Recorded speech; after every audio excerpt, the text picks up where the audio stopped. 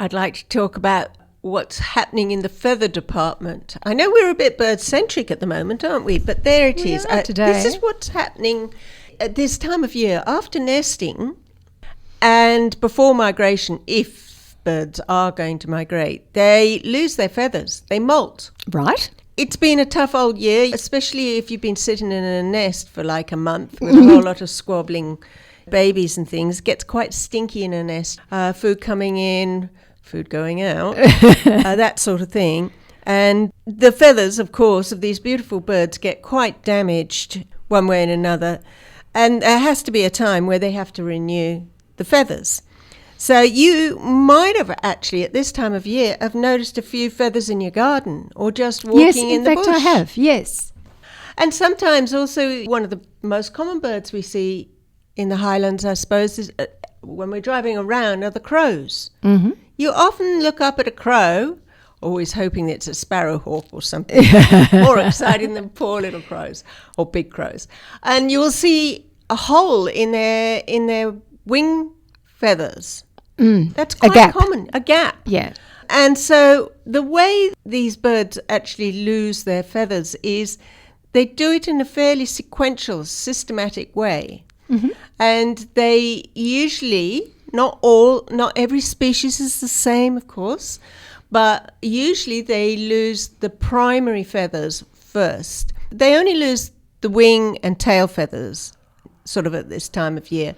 But the primary feathers are the ones, if you like, that go from your elbow to the tip of your fingers. Once again, Lou is gesturing as to where the primary feathers are, everybody. So I will be able to tell. So the secondary feathers, just for your knowledge, start with your armpit and go to your elbow. And the primary feathers go from your elbow to the tip of your fingers, right? And it's the primary feathers that get lost. And you will notice that in the crows very often. You'll go, oh, my God, it's got gaps in those big feathers at the very ends. And they actually will lose them from the middle of the primaries out each way. Isn't that amazing? Yes. There is a sequence it's organised. in which it's organised. So you don't lose all your feathers all the time. But you don't run around like a plucked chook? No, unless you're a water bird. Oh, right. If you're waterfowl, it can be very, very difficult because a lot of water birds actually molt wholesale and cannot fly in autumn. Okay, so they're more vulnerable. They're very vulnerable. And they need safe places for the molting to occur. Molting can take 1 to 4 months in some birds.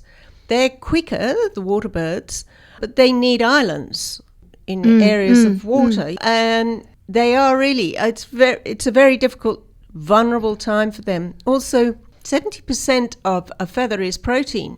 They're losing protein all the time. So they need to feed on proteinaceous. Thank you. Proteinaceous food. So they need to find food. They've got to have shelter. It's a very, very sort of scary time if you're a water bird. And so I thought that was quite interesting the way things were. Thank you. You've taught me things I didn't know.